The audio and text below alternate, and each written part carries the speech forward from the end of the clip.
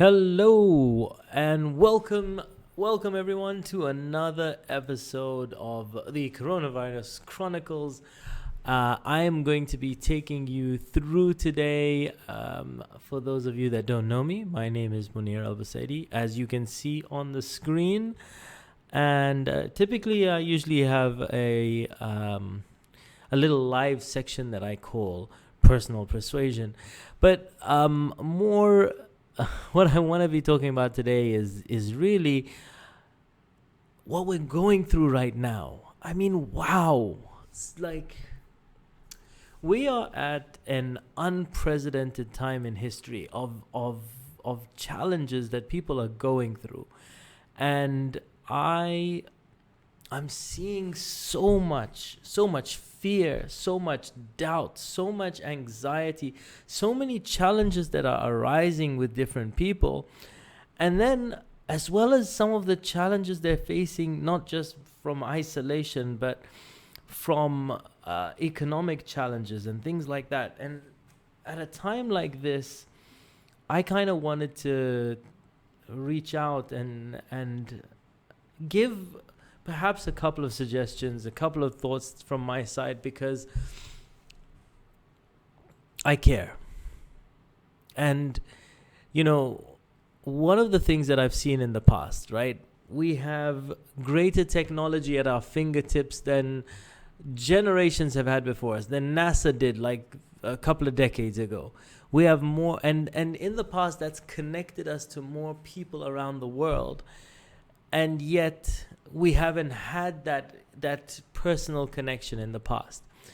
And now that we've gone into self-isolation, I think this is a time more than ever we need to truly connect with one another.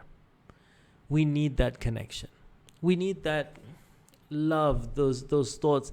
You need to know that there are people out there that do care about you, that do care about some of the challenges that perhaps you're facing. Now, I don't know what challenges you're facing, and there's no way that I can give suggestions for all the challenges that you're facing. However, chances are, if you're watching this live today, what was the date today? 21st.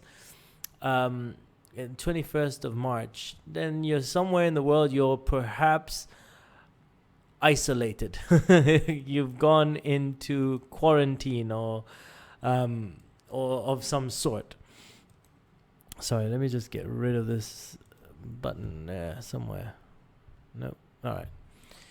So the chances are you've gone into some form of quarantine, or now it may not be complete home isolation, or maybe a semi-isolation. A number of things have closed down around you.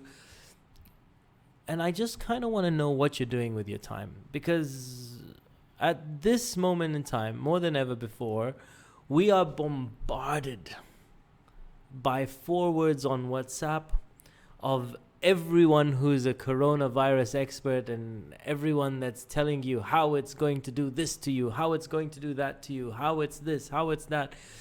And that's going to just, if you're consuming that all day, every day, and you're not going out and all that you're taking in, then of course you're going to be feeling the fear. You're going to be feeling anxieties. You're going to be feeling a number of things. And I want to encourage you perhaps to start putting the phone away for a bit and start to focus on some of the things that you could do. Some of the ways that you could truly connect with someone, or help someone, or do something for someone else, a neighbor perhaps. Do you know your neighbors? What could you do to reach out and help someone? Just let someone know you're thinking of them. Because this is a time where people are going to be feeling lonely. And when people are feeling lonely, just a message saying, hey, what's up? I've been thinking about you. Hope you're okay. And you know what? I recently in this last week, I've heard from a few people that haven't heard from in a while, and then they just said, hey, just wanted to call and wanted to send you a message and check in. I know we haven't spoken for a while. And that really touched me. Really, really touched me. And I mean, I'm very grateful that I am fine. However, I've also spoken to a number of friends that aren't. A number of friends that have perhaps where the fear has got to them. They're okay job-wise, but their fear has just gotten to them completely.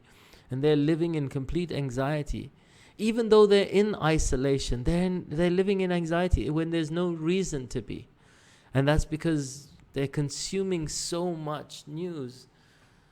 And sometimes just having someone to talk to is good. But also, if you are self-isolated, what can you do to progress yourself, your goals? I mean, so many times, like in the past, you know, I've been in personal development. I speak to a number of people all the time, and people come to me and they say, you know, I wish I could do that. You know, I just don't have time.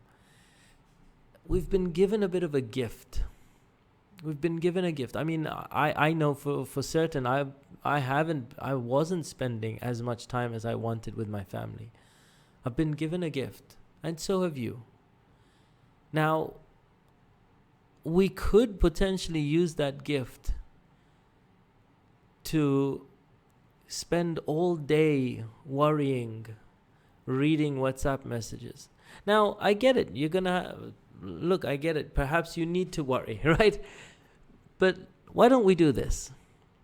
Let's talk about time management, right? Let's use your time wisely. The time that you have been given, the time that you are going to be quarantined. Let's use our time wisely, and let's schedule time for different things. Schedule time for that book that you wanted to write. Schedule time for spending time with the family. Just focus time. And then schedule some worry time. I mean, if you're going to do it, at least schedule it, and then do it like extremely focused. Like focus on getting really worried for about 10 minutes. Read all the messages that you want to read. Like focus and get supremely worried. And then after those 10 minutes are up, let it go and move on and do other things. Now, I know it sounds crazy. It may sound like I'm joking with you, but I'm actually quite serious. Like, instead of, imagine if you are going to worry anyway, why not schedule it, do it very, very well in order to get it out of your system, and then move on.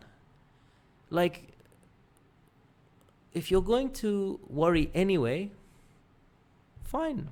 Do it for 10 minutes, 15 minutes at max. Get it out your system. Waste those 15 minutes as opposed to wasting a whole day, which will turn into a whole week or 2 weeks if you're under quarantine for 2 weeks. And I say this because potentially you could do so much.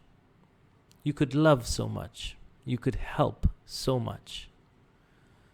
There's certainly people that need it. There's certainly people that need your connection, that need your love, that need your help, need your attention. And if you were able to do it effectively, you'll feel better. Despite what's going on. And you know what? You're going to get through this. We're at a time where the whole way of life is going to change. There's going to be life before coronavirus, and there's going to be life after coronavirus. A way of living. And the people that are most adaptable are the ones that are going to get through this. And in order for you to be adaptable, you just need to be able to think clearly. Now, I'm not saying take this whole thing lightly, but it's like driving a car.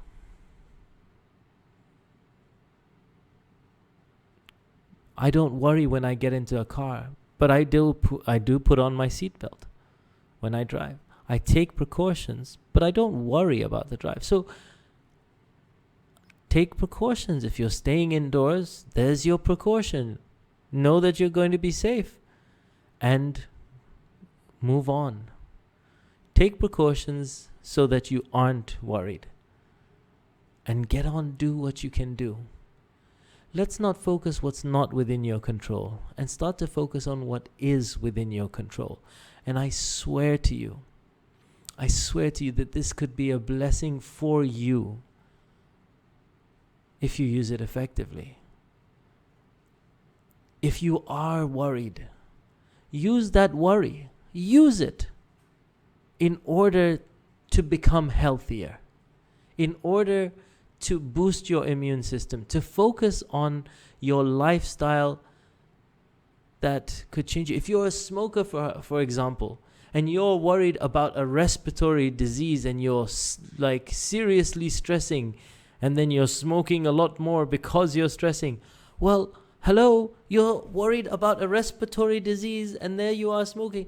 Like, let's put things into context. Make the changes that are necessary.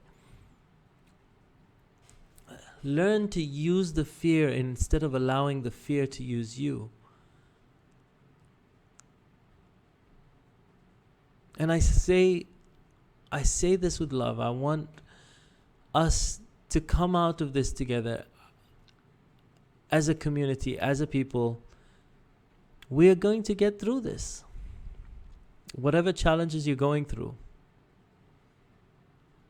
I have supreme love and appreciation, and I know whatever it is that you're going through,